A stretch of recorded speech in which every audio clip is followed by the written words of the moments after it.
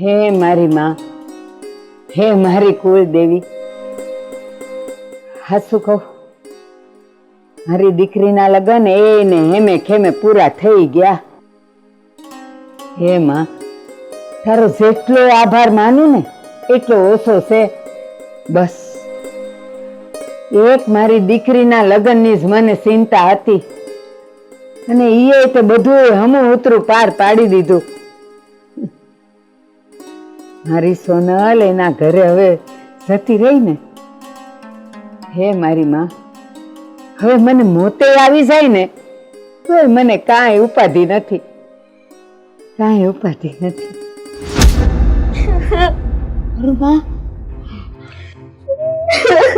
દીકરી પણ બેટા, હું થયું મને કહીશ. એ હજી કાલ તો તારા લગ્ન થયા, ત્યાં જોઈ તો દાડે તો અહીં પાસે આવી ગઈ. બા હું થયું પણ?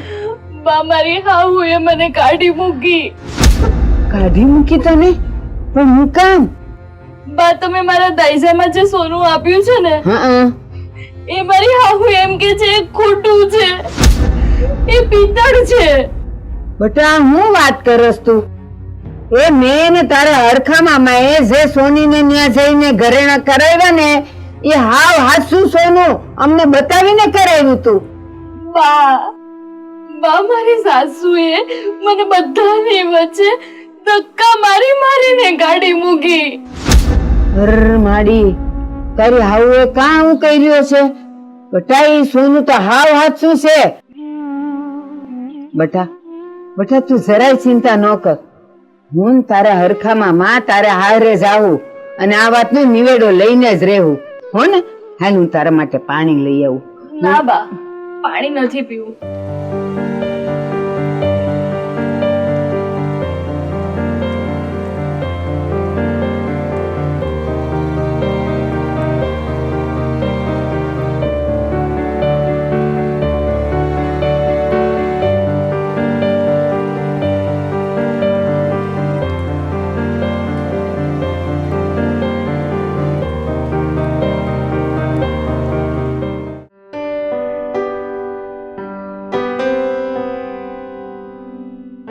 ઓલાને ઉસીના પૈસા દીધા તા, લઈ આવ્યા કે નથી લઈ આવ્યા? આપી જા તું પૈસા સિવાય કઈ તો વાત નહીં.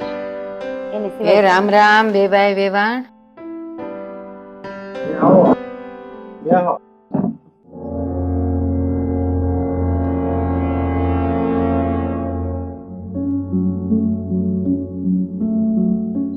બોલો, હું આવવાનું થયું અહીંયા? વેવાણ, હજી તો મારી દીકરીના લગ્નને એક દાડો થયો, તમે એને વળતે દાડે કાઢી મૂકી તો આવવું તો પડે જ ને. આ તે મોકલી જ દે ને પાછી. અરે દીકરીને વળાવે ને ત્યારે દાયજામાં ઓનાના ઘરે ના આપે, અને તમે તમારી દીકરીને વળાવતી વખતે દાયજામાં પિત્તળના ઘરે ના આપી દીધા. ના વેવાણ ના, આ ખોટી વાત છે. અમારા ગામનો સોની છે ચંદુ સોની, એની પાસેથી 10 તોલાના સોનાના દાગીના કરાવીને મેં મારી દીકરીને દીધા છે. તો અમે હું ખોટું બોલી છી? તમને વિશ્વાસ ન આવે ને તો હું તમને ઘરેણા લાવીને બતાવું. બેહો.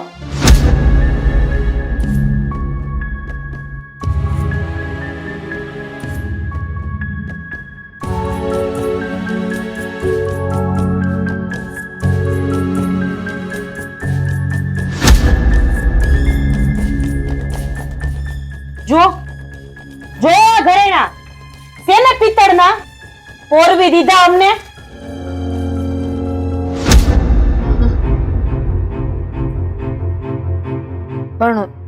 પણ વેવાણ, સાચું કહું છું, મેં મારી હાથે દાગીના કરાવ્યા છે ને હું જ લઈને આવી હતી સોનીને ન્યાથી. અને આ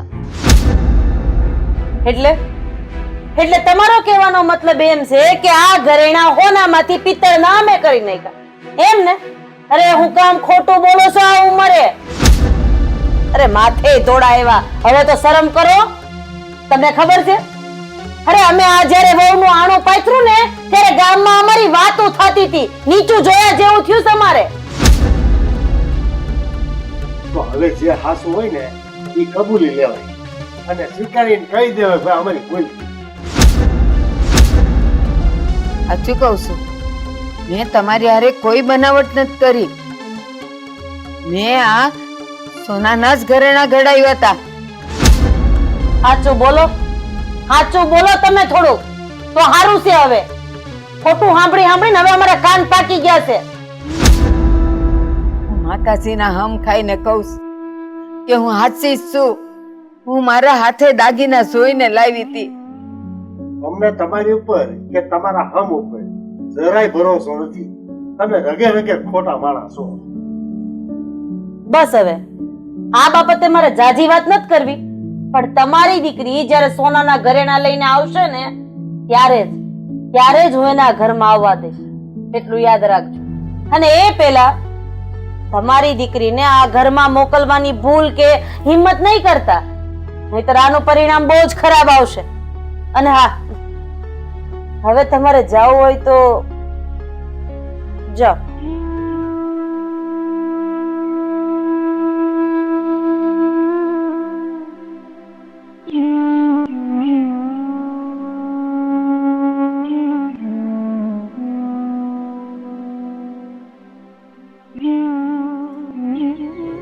મોઢું લઈને આવતા હશે, મને તો એ જ સમજ નથી પડતી. ભૂલ એની અને પાછા બધું આપણી ઉપર ઢોળું. બોલો, પાછા માતાજીના માતાજી રેટા પડ્યા છે.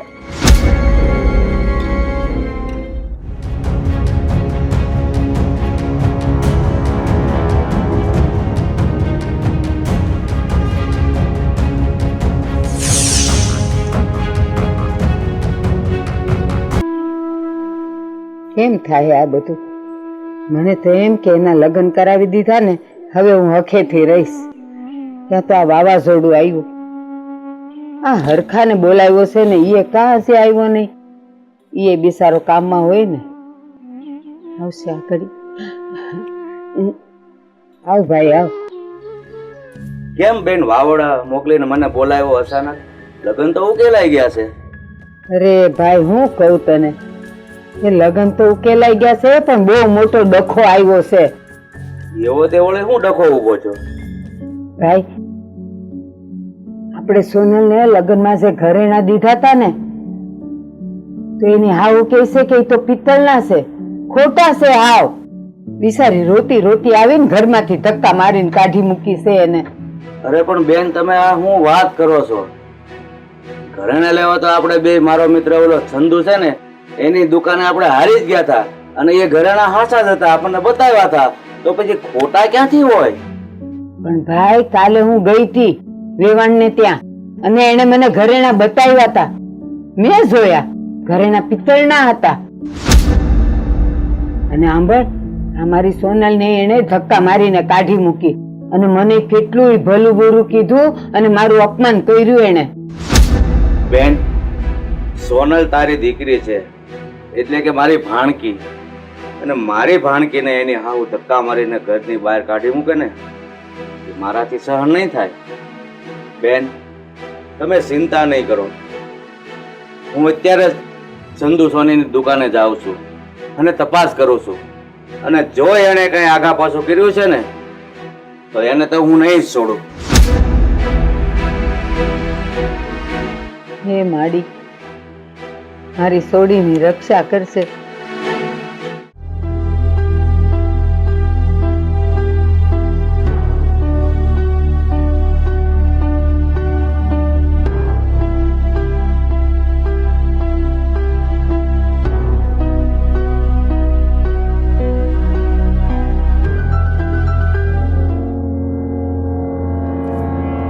સોનલ, હા અંધોય હું અજીરો ખડકીને મૂક્યો છે? એની પિંજણ છે આ બધી? મેં કઈ હજીરો નથી ખડક્યો, અને મેં કશું નથી કર્યું. આ હંધુએ કોણે કર્યું છે એ ખબર નથી પડતી. તો પછી આ અંધુય કોણ કરે? તમારા ઘરમાં તમે માં દીકરી સિવાય બીજું કોઈ છો? હે? અને હા, શું કહું ને, તો તે અને તારી માએ જ અમારી હારે બનાવટ કરી છે. હોસા હોનાના ઘરેણાને બદલે અમને ખોટા કરીને પધરાવી દીધા એમ? અરે તમે લોકો હું અમને મૂર્ખ સમજો છો? અરે પરબત, અમે કાંઈ નથી કર્યું. તમે અમારા ઉપર વિશ્વાસ કરો.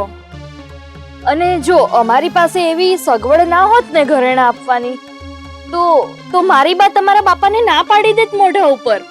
પણ અમે આવી બનાવટ ના કરત.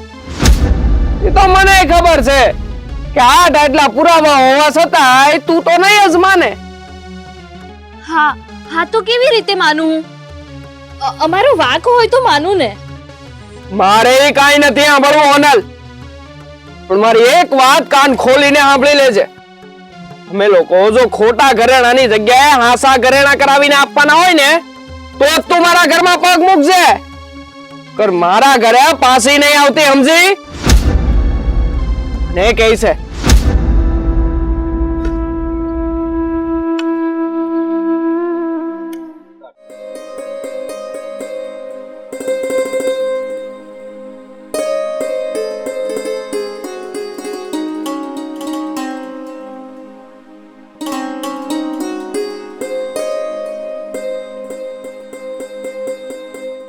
અરે બેટા, કેમ મને આમ અચાનક બોલાવ્યો? કઈ કામ હતું? મામા, મારા બા અટાણે મારા હાઉ હારાને મળવા ગયા છે, એટલે મારે તમારે એક વાત પૂછવી છે. હા બોલ ને બેટા, શું પૂછવું છે? મામા, હું કાલે ચંદુ સોનીના ઘરે ગઈ હતી તો મેં એમને સમ દઈને પૂછ્યું કે તમે દાગીના કેમ બદલાવી નાખ્યા છે. અને મામા, મેં એમને ફોજદારી પોલીસ કેસ કરવાની ધમકી પણ આપી. મામા, પછી જ એમણે મને સાચું કીધું. અરે બેટા, હું સાચું કીધું યાર? મામા, એ જ કે ચંદુ સોનીએ તો ઘરેણા સાચા જ ઘડીને આપ્યા હતા, પણ મામા એ ઘરેણા તમે જ બદલાવી નાખ્યા છે. સોનાના ઘરેણાની બદલે તમે મને પિત્તળના ઘરેણા પધરાવી દીધા છે. ના ના બેટા, આ વાત હાવ ખોટી છે. એ તારી હારી બનાવટ કરતો હોય છે. હું થોડો એવું કરું? હું તો તારો મામો છું. મામા, ખોટું નહીં બોલો. બનાવટ એને નથી કરી મારી જોડે, બનાવટ તમે કરી છે. મામા, તમે મારી હારે આવું શું કામ કર્યું? તમે મને શું કામ છેતરી? મામા, જો તમે સામે ચાલીને મને કહ્યું હોત ને તો હું તમને બીજેથી રૂપિયાની સગવડ કરી આપત. બેટા, મને માફ કરજે. મારે આ બધું કરવાની ફરજ પડી કારણ કે હું જુગારમાં રૂપિયા હારી ગયો હતો અને એ દેવું ભરવા માટે મારી પાસે રૂપિયા નહોતા, એટલે જ મારે આવું કાળું કામ કરવું પડ્યું. બેટા, મને માફ કરજે. મામા, ભલે તમે જે મારી હારે કર્યું એ, પણ તમે આ વાત બાને ના કરતા, નહીતર બાને દુઃખ થશે. મામા, મારી બાને આવવાનો ટાઈમ થઈ ગયો છે. હમણાં 4ની બસમાં આવશે. જાઓ, તમે જતા રહ્યો. મામા, તમને કીધું ને જાઓ.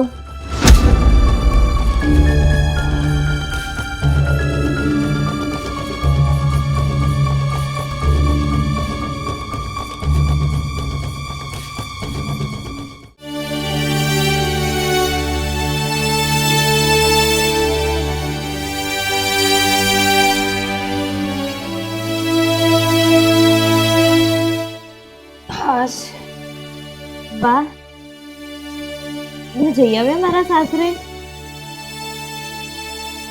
બા, કઈ વાત થઈ મારા હાવરા હારે?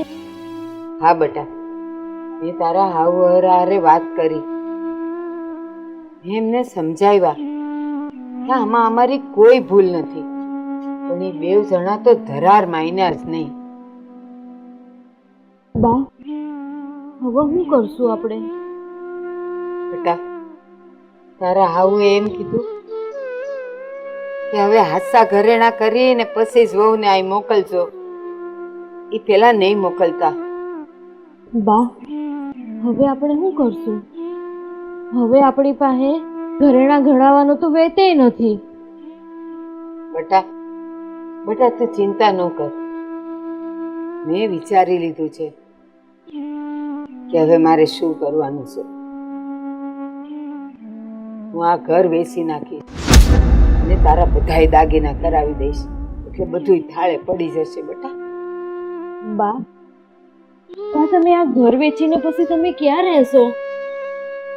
વૃદ્ધાશ્રમમાં.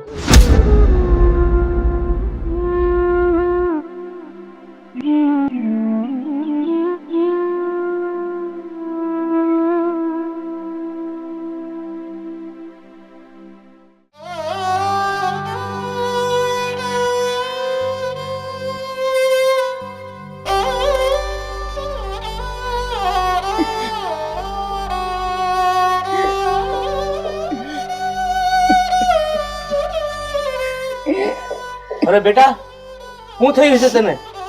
બેન, બેન, આ મારી ભાણેને શું થયું છે?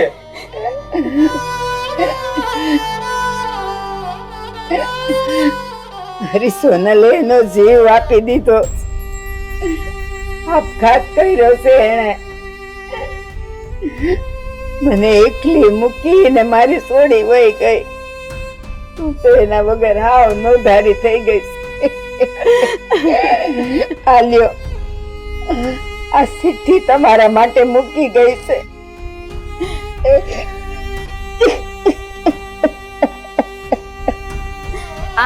હું નથી ઈચ્છતી કે મારા કાજે ઘર વેચો. મારા ઘરેણા બનાવવા સાટું તમે ઘર વેચીને વૃદ્ધાશ્રમમાં જાઓ. મને એ નથી ગમતું. હું આવું નહીં થવા દઉં બા. એટલે હું દવા પીને આપઘાત કરું છું. મને માફ કરજો બા. હું તમને એકલા મૂકીને જાઉં છું. તમને ભગવાન સાચવશે બા. બેટા, મને માફ કરી દે. તારા મોતનો જવાબદાર હું છું. મારે તારે હારે આવું નહોતું કરવું નહોતું.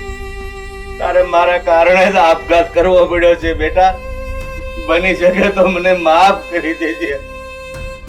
બેન, બેન, મને માફ કરી દેજો.